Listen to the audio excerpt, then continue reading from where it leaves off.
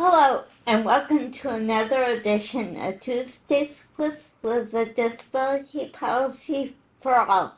Today we have the great fortune to be talking to Kruti Acharya, who's the LEND Director in Illinois, and we're going to be talking about the LEND program in Illinois and how people with disabilities can be part of the program. So welcome, Kruti. I'm happy to be here. Thanks for having me. The first question is, what did a LEND program and what did LEND stand for? So LEND, L-E-N-D, stands for Leadership, Education in Neurodevelopmental and Other Related Disabilities.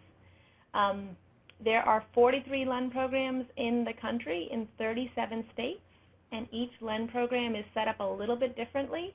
But one thing that all LEND programs do is that they have interdisciplinary graduate level training about leadership and disability topics with the goal of increasing the number of individuals who can care for people with disabilities across the lifespan, as well as developing leaders in the field of neurodevelopmental disabilities. Thank you. Those words were a little bit vague for a lot of people, not only self-advocates or people with disabilities. So can you explain what those words mean? Yeah, so interdisciplinary means that we have people from different professional backgrounds sitting around the table having conversations, learning from each other and teaching each other. In Illinois, we have people from 14 different backgrounds, and that's really wide-ranging. So we have special education, we have psychology, social work, nursing, to name a few, and we also have family members, and we have self-advocates in our program. Okay, great. Thank you. The next question is, I understand that you don't like the term self-advocate, and I was wondering why. So we have an ongoing work group that's made up of LEND directors and faculty, as well as self-advocates and people, representatives from AUCD and the Maternal Child Health Bureau. We're all kind of talking about this and working on it together.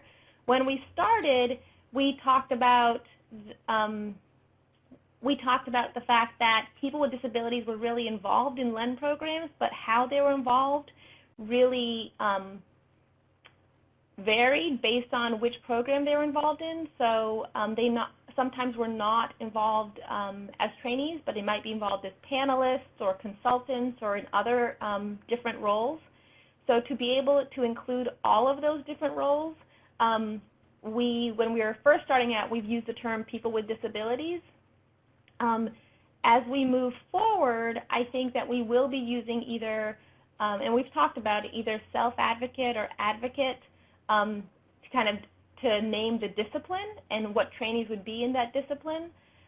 We also recognize that any individual trainee within the discipline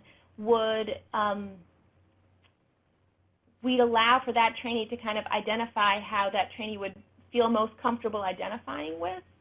So the language we realize is really, really important, and we're trying to be as inclusive as possible to the different perspectives about the language. One thing that we want our trainees, that we all agree on, is that trainees in the self-advocacy or advocacy discipline, we want them to have had basic leadership training or leadership skills and some advocacy skills, because like the other trainees in the program, through LEND they'll get advanced leadership training. So we want them to actually be able to take full advantage of that. Okay, thank you. Why is it important to include people with disability as trainees? So in Illinois, we've done it for a number of years, and we've actually had our self-advocate trainees separate from our family discipline as well. And the reason we thought that distinction was important is because people with disabilities and family members might have different views on different on topics, and it's important to include both perspectives. I think it's important to include self-advocates because everybody learns. So for self-advocates, for example, they get the advanced leadership training. They're able to build networks and friendships with the other trainees that go beyond the LEND program and the LEND year.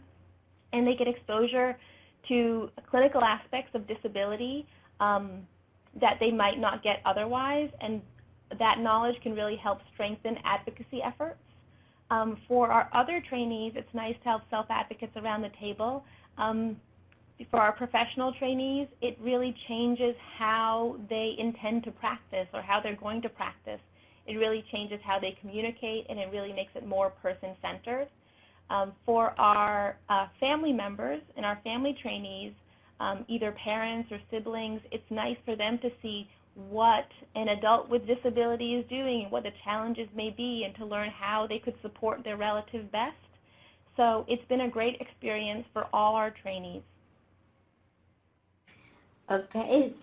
Another question that I just thought about was,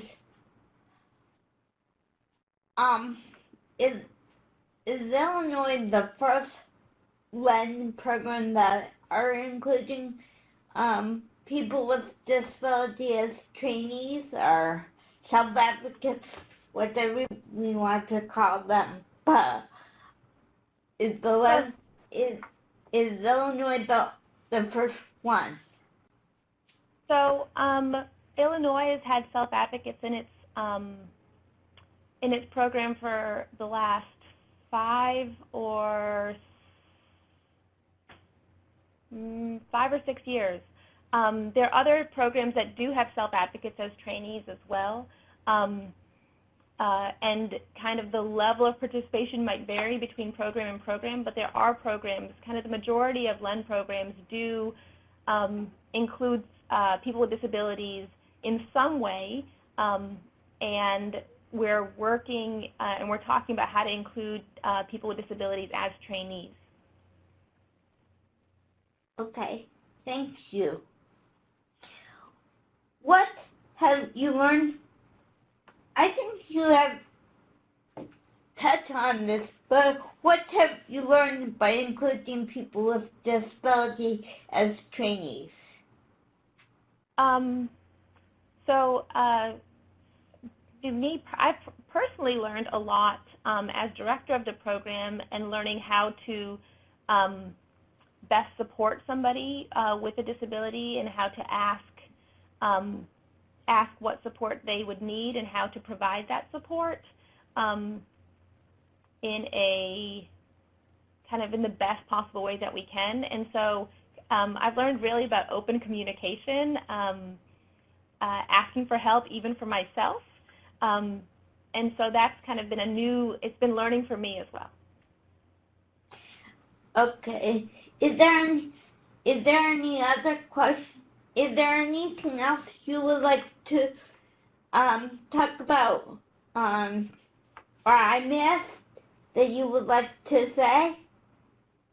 So as I said, we do have a working group that's continuing to work on this, and we hope to have an online repository, so a place where people can put ideas about how they're including self-advocates and what's worked best for them and different strategies. So we're working on compiling that information. We're also working on presenting some data about what different LEND programs are doing to kind of give a snapshot about what's happening. So look for those things to come. Okay, thank you. If you have any questions about this or any other policy issues, please go to the AUCD webpage and look for this week's in brief.